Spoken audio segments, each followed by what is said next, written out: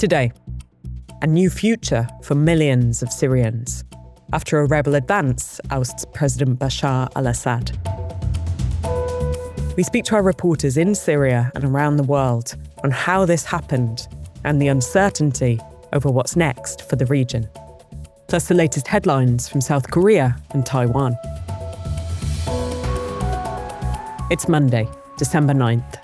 This is Reuters World News, bringing you everything you need to know from the front lines in 10 minutes every weekday. I'm Tara Oakes in Liverpool.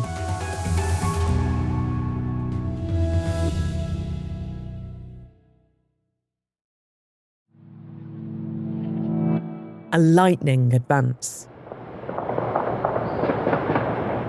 marking one of the biggest turning points for the Middle East in generations. Spearheaded by the rebel group Hayat al-Tahrir al-Sham, or HTS, a former al-Qaeda affiliate. The operation seized Aleppo, then, in little more than a week, reached Damascus and put an end to 5 decades of Assad family rule. Reuters' Kinder Makia was in Damascus as the rebels advanced. The week before the rebels entered the city in Damascus was a very scary, silent, and tense week. Everybody heard the news.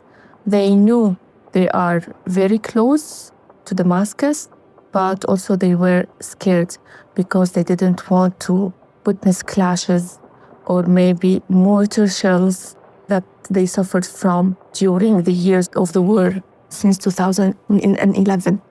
You could see the supermarkets almost empty of products. The grocery stores everywhere. They took everything and put them in their home because they knew something is going to happen. When the rebels entered Damascus, we only heard gunfire all night and day on December 8th. They entered approximately at 2 a.m. Damascus time. They started to topple statues of Bashar al-Assad and his father Hayat. They were celebrating everywhere. They issued some information not to shoot in the air, not to harm anyone.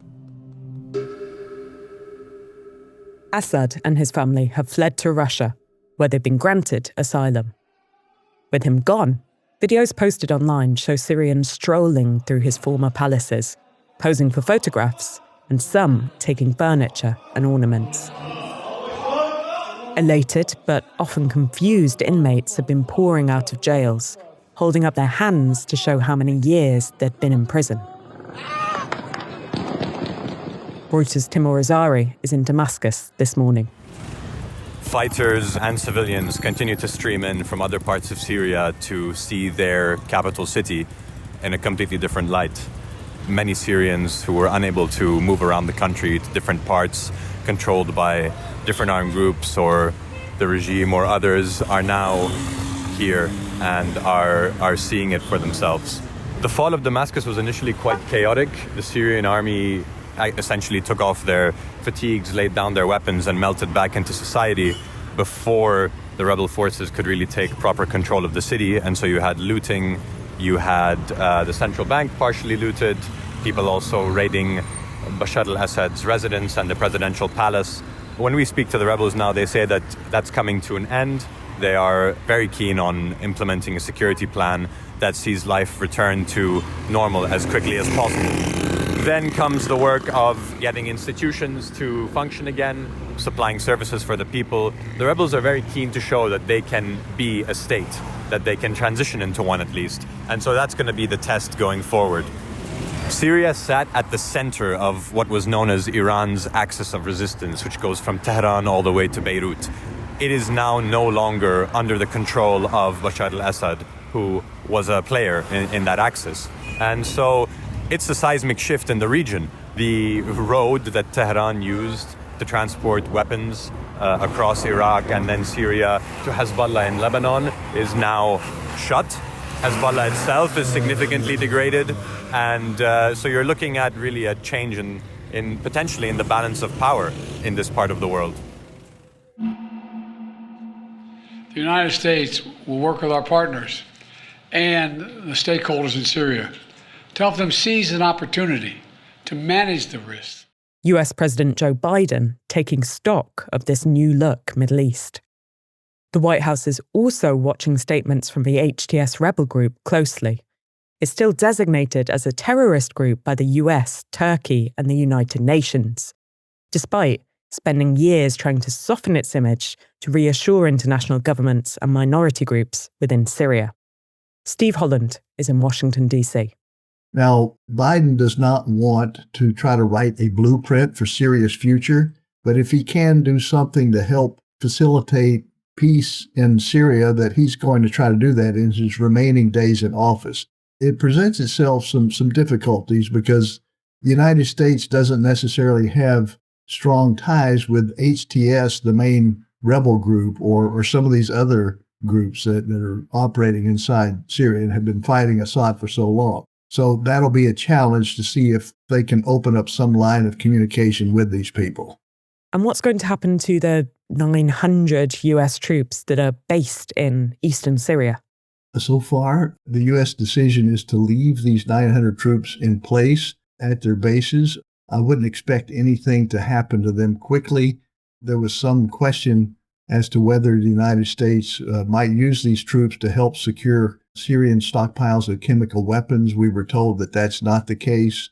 It's more a case of just maintaining a geopolitical presence in that violent part of the world.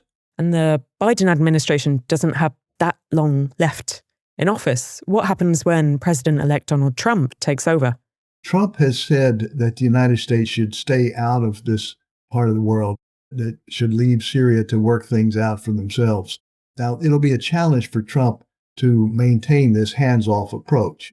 He will have people around him who will tell him that, hey, it's better to engage and try to maintain a future there that is more in line of what the United States would like to see. So while he's saying hands off for now, TBD, we'll see what happens. Over on markets and a relatively calm reaction so far to the overthrow of the Syrian regime. Gold and oil prices climbed modestly on the news, but the oil gains are capped by the weak demand outlook for 2025. Saudi Arabia's price reductions and last week's OPEC Plus production cut extension both underscoring weak demand from China.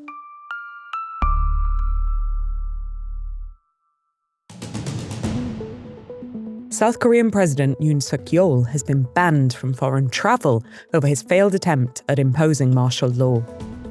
After surviving a weekend impeachment vote in Parliament, he faces growing calls to step down. Taiwan has raised its alert level, saying China has increased its military presence nearby. A senior Taiwan security official told Reuters that China currently has nearly 90 Navy and Coast Guard ships in waters near Taiwan. Security sources expect this move comes ahead of a new round of war games.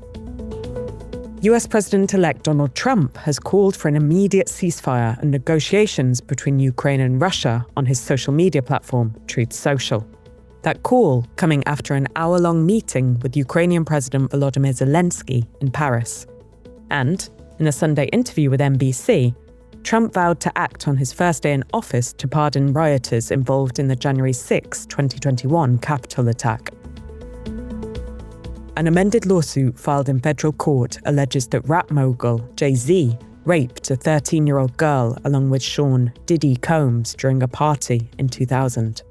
Jay-Z has denied the allegations on social media, calling the lawsuit a, quote, blackmail attempt by the plaintiff's lawyer. Lawyers for Jay-Z did not immediately respond to a request for comment.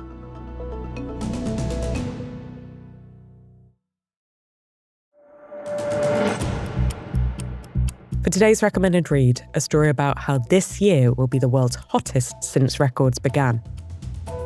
And according to scientists, the extraordinarily high temperatures are expected to last into at least the first few months of 2025. You can find a link to the story in today's podcast description. For more on any of the stories from today, check out Reuters.com or the Reuters app. To never miss an episode, follow us on your favourite podcast player. We'll be back tomorrow with our daily headline show.